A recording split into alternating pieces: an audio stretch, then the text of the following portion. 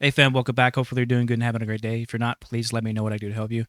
Until then, I have another video from Bo over on Legion of Men. It's got some good stuff. Some stuff going down with YouTube yet again. So got to get into it, got to talk about it. I saw a little bit of this video and I had to make a video about it. So, Bo, I'll be sure to send this video over to you when it's done. I'll have that out to you sometime today. All right, let's get into it. This is a message for the leadership of YouTube. Frankly, I probably could have called you privately, but I think it's better to just talk about this in the open on this particular issue. My understanding is in the last 24 hours, you locked the accounts and shut down the accounts of two guys, Nick Fuentes and Alex Jones. They have big followings on the American right. I think it's better if you just unlock those accounts and let the guys be heard. And I say this not because I'm some particular fan or vice versa. At least one of them, Nick, is probably not a particularly big fan of mine. No more than Jimmy Kimmel is, by the way, for very different reasons. That's beside the point. It doesn't matter. The reason I'm asking you to do it is that censorship isn't good for America.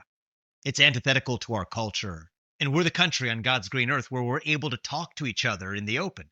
And I want to credit YouTube and Google and your parent company and so much of your competitors in Silicon Valley for creating the first instance of the free and open internet with search engines. It's a beautiful thing for democratizing speech. But I think we take a step in the wrong direction when we choke those same technologies that allow us to access open debate and open ideas. It breeds discontent. It breeds frustration. It actually breeds mistrust. If you tell people they can't speak, that's when they scream. And if you tell people they can't scream, that's when they tear things down. So I think free speech is a precondition for peace. It's a precondition for the scientific method. It's a precondition for our shared unity, our shared national identity as Americans. Now, I can understand why you might think that certain types of speech or This was happening long before Nick Fuentes and Alex Jones. We know this. I mean, even if I remember all the way back to 2015, they were doing this. They've been censoring for a long time now. It's just easier to see now. This has been happening for a long time. certain things that are said that are hurtful to other people or that may spread misinformation or may they count as violent or dangerous threats shouldn't be allowed on your platform. I personally take a broad view of what type of speech is an expression of an opinion that's protected, but that's a separate discussion about whether somebody says a particular thing that you think doesn't belong on your platform. That's one category of speech moderation. There's a different category of saying that you may demonetize certain people. You're not going to pay them, that even if they're able to speak on your platform, it's not necessarily their right to be paid for doing so or putting advertisers next to their name. That's a separate discussion. Personally, I don't like any of those forms of speech suppression as a general matter, but at least those are discussions that reasonable minds can have. There's a whole separate third category of censorship, though, that I think is particularly harmful. There's a difference in speech suppression and protecting people against threats. Obviously, we know that making death threats online is breaking the law. We know that. But free speech, exercising your First Amendment right, though may be some viewpoints that others may not agree with, we still have that. And I may catch some flack for this, but all of this shit that we're seeing with people who are talking about Charlie Kirk negatively after his assassination, not cheering for his death, obviously, but sharing their viewpoint that disagrees with those who agreed with Charlie. I've seen a lot of push to ban those voices, and Bo actually gets into a little bit of that later on, and we'll get to that here in a second. But pretty much what both of us are saying is that if we then ban these people off of large platforms where they're going to face backlash for their comments, then they're going to go into their own echo chambers. They're going to go into places where the majority of people they talk to confirm and agree with their viewpoints, and in turn radicalize themselves that much more, and then will lead to tragedies such as the Charlie Kirk shooting. Which, say what you want about it, again, I don't believe Tyler actually did it, and that's because I looked at the footage myself. As a veteran, I've seen a lot of entrance, a lot of exit wounds. I've analyzed a lot of the footage. I know for a fact he wasn't shot from the front. Just saying. Harmful, which is the idea that just because of who you are, your name and who you are, you don't get to express any idea, whether it's misinformation, hateful speech, whether it's dangerous or whatever you deem it to be. Irrespective of that, you're not making that judgment just based on who you are. You don't get to speak. I think that breeds mistrust. I don't think that's good for our country. There's legal arguments to be had. I've made legal arguments elsewhere in my books, in Wall Street Journal pieces, and there are legal arguments that you could construct that say that if a tech company is protected by Section 230, a government-created shield of immunity, that if a tech company is responding, even indirectly, to the threats of government officials, maybe that is actually even a legal First Amendment violation. That's not even what I'm talking about right now. What I'm talking about is not a legal point, it's just a cultural point. It's the question of whether this is good or bad for America. And I think we live in a moment right now where when we tell people, whether it's the government or even a powerful company, when you tell people that because of who you are, you deserve not to be heard, I think that actually divides us. Even if it's done with the best of intentions, of thinking it brings most of the rest of the country together, in the long run, it actually throws kerosene on the very flame you were trying to quash. And so that's my ask to you. I'm not trying to do this in some type of faux indignation, angry way that escalates some political fight. That's not the goal.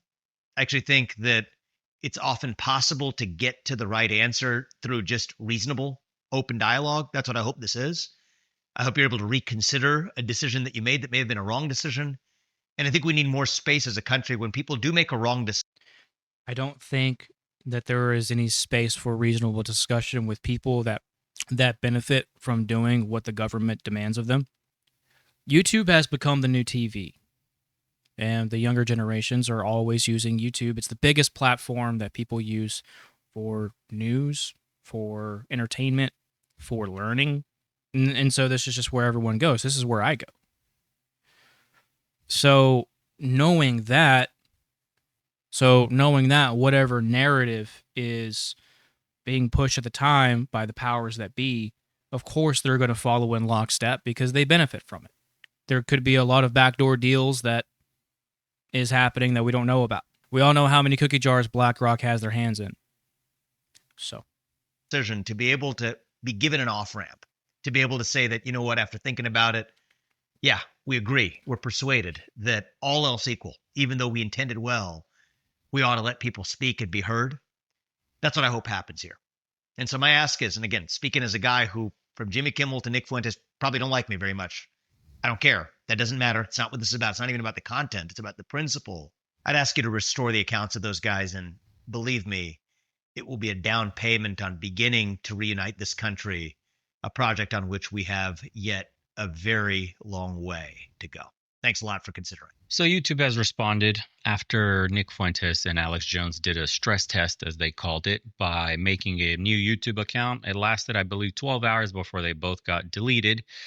And YouTube got a lot of flack for it over on X, and they responded with a social media post. This was before Vivek even made this video, and it said, "We've previously terminated creators who started some new channels. To clarify, our pilot program on terminations is not yet open." So they had a huge revelation as they were getting probed by the government that, yes, they were censoring everybody under the Biden administration. Yes, they did take down a bunch of channels that weren't actually talking in any misinformed way, malinformed, no hate speech, nothing, mostly related to COVID-19 and the election results. A lot of that stuff got unearthed during the probe into Google and YouTube, working with the Biden regime, and Facebook, and Mark Zuckerberg has admitted as much. But they continue saying that it is against our community guidelines for previous terminated users to use, process, or create channels. So in accordance with those guidelines, they terminated the channels. But they just basically did an So pretty much, if we determine that you are not allowed to speak on our platform, we're not going to backtrack on that. Dude, these fucking people, man. These fucking people. I mean, this makes me worry for my channel, right? Because we talk about a very wide range of things. It makes me wonder, being a small channel like this, what could happen to mine if I start talking about the things that they don't want me to talk about. Because there will be a point in time when I am. I'm sure there already have been points in time in the history of the channel that I have been talking about things that they don't really want us talking about. It's always in the back of my mind because I'm trying to build not just a future for myself, but I'm trying to build a future for my countrymen, for America. And unfortunately, this is what really worries me as well, that we all are doing this under a platform that is controlled by very few people at the top who benefit from working hand in hand with the government. So what do? The only thing that ever really works is public pressure. The more public pressure that the few at the top receive, the more things will get done. That's just how we are as animals. We react to very few things, but very many things at the same time. Pleasure, anger, and fear. So if the few at the top are fearful of repercussions of what they're doing against the average person, things might actually begin to change. What does that mean? Well, call your local representatives, protest out in the streets, make your voices heard. I really hate this silent majority bullshit because you're not being a majority of people will have eventually had enough and rise up. No, you're just sheep because you'll complain about shit on the internet. You'll make a couple of comments on X, on YouTube, Instagram, and then you'll go back into work the next day like nothing ever happened. And that's exactly what the few at the top want you to do. They want you to be compliant. And that's exactly what that is. Apology to the government saying that, yes, in fact, we did. And we're going to work with government and with the people to no longer censor voices and make sure that this never happens again. And it was wrong that we did this, and the government shouldn't be pressuring us to do this, and we should be an open platform where speech is allowed. Okay. Alex Jones and Nick Fuentes started a channel. Both of them got terminated immediately. Then they gave a bullshit response, pretty much saying, well, our pipeline for returning these channels that were previously banned is not up and running yet. What pipeline do you need? And then Vivek Ramaswamy came with the video you just saw saying, if we're going to do the free speech thing, then just do the free speech thing already. Let these ideas out in the open. Let these people speak so that their arguments can be deconstructed. Sunlight is the best disinfectant, just like I say.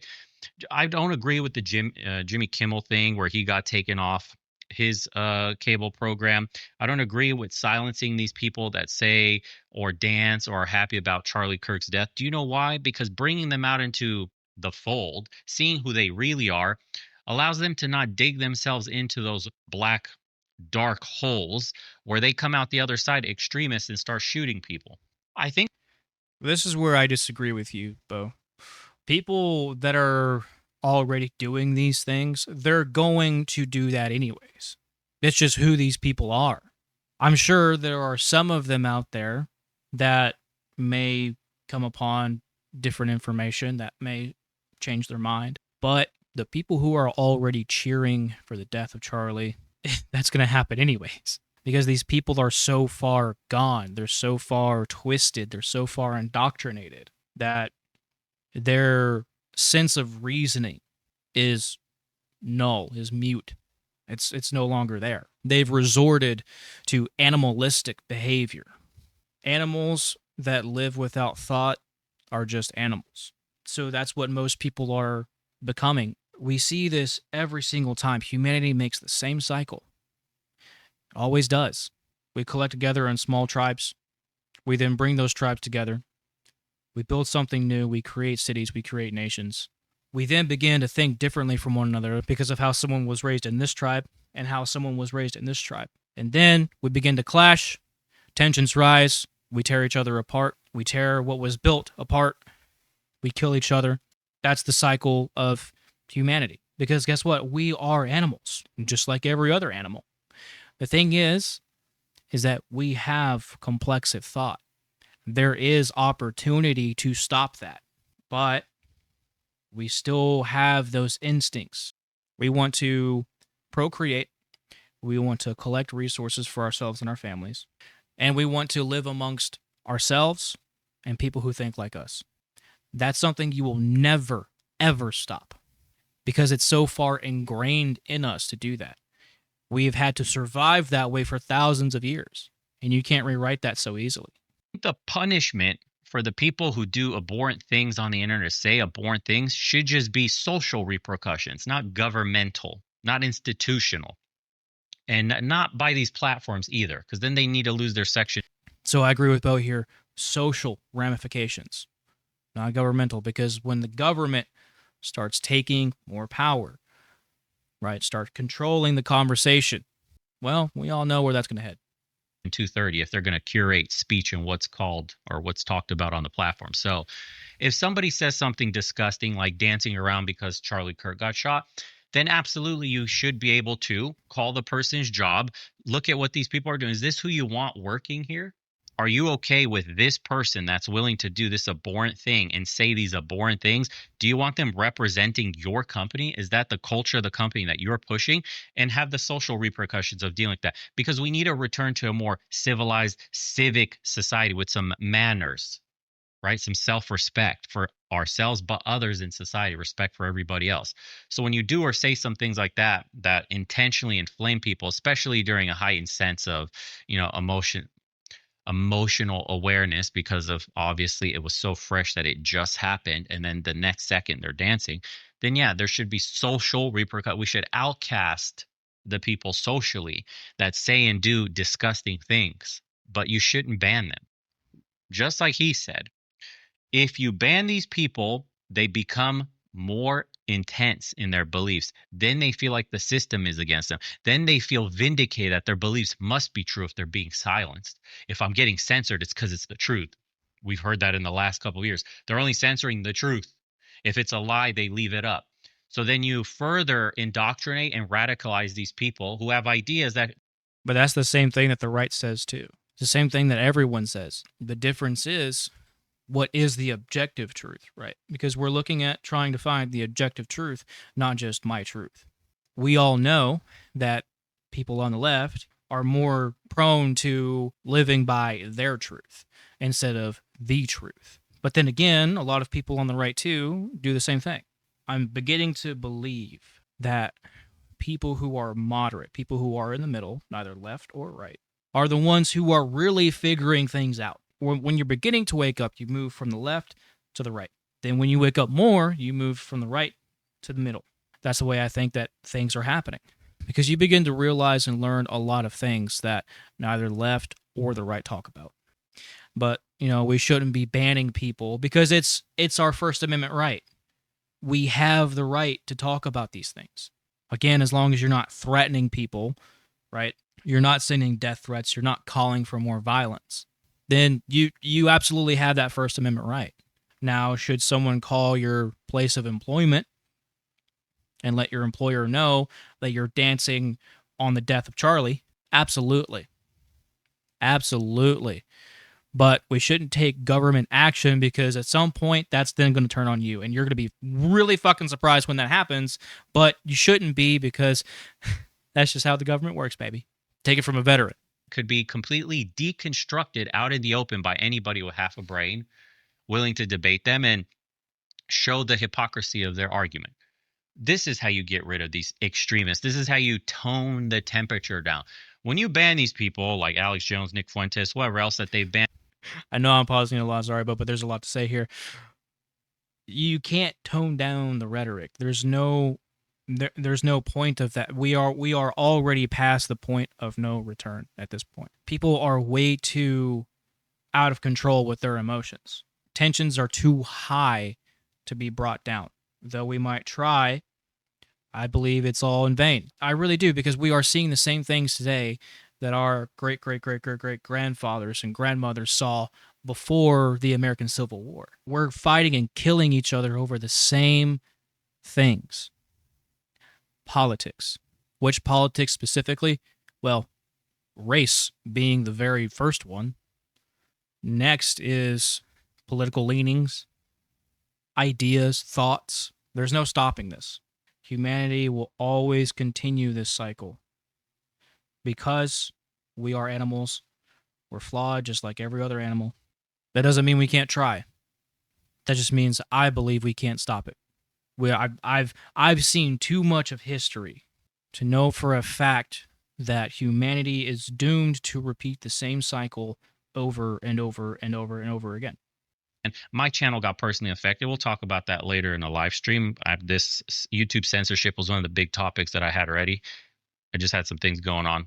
Didn't have enough time to get on the live stream. But when you push these people into these fringes, this is how you create this extremist and embolden all of them. It's very simple, man. Let everyone speak. We could then have a conversation. We can then meet somewhere in the middle, and we don't have to get radicalized. It's not YouTube's job to censor people on the platform. It's not YouTube's job to do the government bidding. And conservatives or liberals, Democrats or Republicans, shouldn't be pushing each other for censorship. It's not fun when it's happening to you. Now that conservatives are kind of doing a cancel culture thing, especially with Charlie Kirk. Now, all of a sudden, the liberals don't like it. Now, the libs and Democrats are like, this is an assault on free speech. Where was that assault on free speech when Biden was trying to create a ministry of truth? Where was the assault on the free speech for when they were deplatforming the president of the United States off Twitter? Where was the freedom of speech then when you got banned off YouTube, just like I did, personally affected, for simply stating things like, hey, the Pfizer CEO wasn't allowed to travel outside of the country because he didn't get his shot for COVID. Why would the CEO of all people not get a shot for the most important pandemic that we're dealing with in recent memory? Another video that He wasn't the only one. Biden never got the shot either. got flagged was, why was there a option for Congress, for all the people in the government, to waiver getting the jab, while every one of us were mandated? They had a waiver on the mandate. They didn't have I forgot about the waiver too. to get the jab, but we all did. You remember that? So how many people lost their jobs and all that? And by the way, going back to this whole YouTube censorship stuff, there needs to be more than simply saying, because clearly they're not doing anything if they ban these channels. There needs to be restitution for thousands of creators.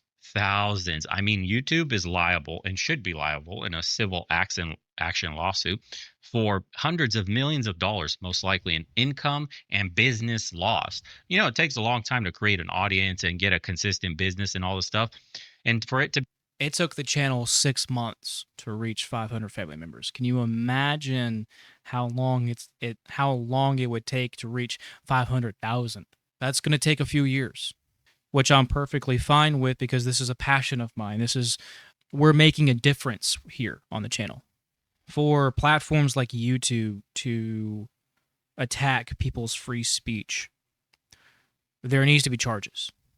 There needs to be charges for violating people's First Amendment rights. I'm definitely calling for charges, for sure. be taken down at a government request because the narrative isn't just adding up, it's not being supported. Hey, maybe masking doesn't do nothing. Maybe pretending that putting on this mask when we're walking into our restaurant seats, but then taking it off to eat while we're all in the same little box anyways, maybe that looks like bullshit. Maybe the 6-foot distancing is bullshit. That's not how germs actually work. That's not how you spread germs. They don't magically, while you're eating, not go and infect other people as you're breathing on, munching on food and talking to people at the table. And then you put your mask back on to go to the bathroom as if it's somehow saving everybody. It's a joke. It was a joke the entire time. We understood that this didn't make scientific sense with the reality of what we know about germs and how they spread. People started reporting being vaccine injured. Now it's all that's being talked about: myocarditis, excess deaths, all that stuff. YouTube was culpable. So, Bo, because I'm sure you're going to be watching this, look into a YouTube channel called Dr. John Campbell. He was actually banned on YouTube and brought back. Props to this man, because he does a lot of research, and I've looked into him quite a bit. What I've seen from him is that these shots and boosters are now causing very aggressive cancers, some dying within 3 to 5 months, I believe. Very aggressive cancers, yes, myocarditis, heart conditions, even affecting other organs like the lungs, the liver. I've even seen people get diabetes from the COVID vaccinations. When I went to college with a girl that got diabetes from the shot. So we are seeing all of this shit play out. There should absolutely be charges. And guess what? Where's Fauci at? He just disappeared. And guess what? Right after the election, when Biden and Kamala didn't win, these people haven't gotten any charges. And no one is holding these people accountable because guess what? Oh, Trump won. Things are going to change. Really? Really? Are things changing? Where are the mass deportations that we had asked for? Where is smaller government? Where is it that average Americans are doing better? Matter of fact, Trump just told us that America is doing better than ever. How? America isn't doing better than ever. We're doing worse than ever before in the span of 100 years. You not know how insane that is? We are doing worse than the people in the early 1900s. That's crazy. In all of this stuff, on the behest of the government, and I want to see from this committee that's been questioning YouTube, I want to see fines, I want to see arrest, and I'll talk about it more on the stream. And I want to see the Biden administration and any official that was pressuring social media, big tech, any company to toe the narrative line, violating the First Amendment rights. I want them in jail. They need to be in prison. The companies need to be fined, and this loophole needs to be closed permanently so that neither Democrat or Republican can do this again in the future. There should be if an American is watching this and listening, your freedom is at stake. Your First Amendment was directly challenged by a president of the United States. They tried to create a ministry of truth. Not just him, all those that were under him, either red or blue. That's why we always say it doesn't matter what political side that they're on. They both rig things against every other party. You have to meet a certain percentage to even be able to debate. That should not happen. That should not exist. So absolutely there should be fines, charges, and arrests. But we're not going to see that because our government and our media is too compromised.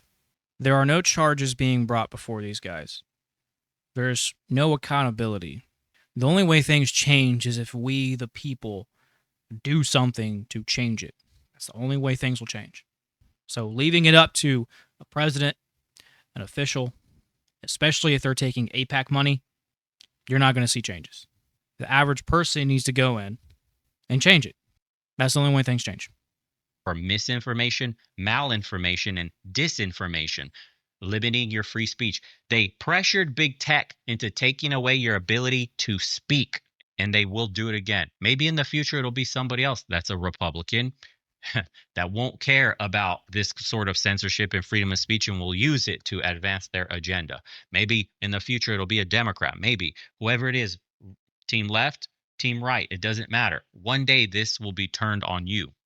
One day you might not agree with the policies being passed in the near future, or your children might not agree, and they're then targeted for unpersonhood in the digital space and maybe arrested. We have to think about this in a long-term picture down the line, 10, 20, 30 years.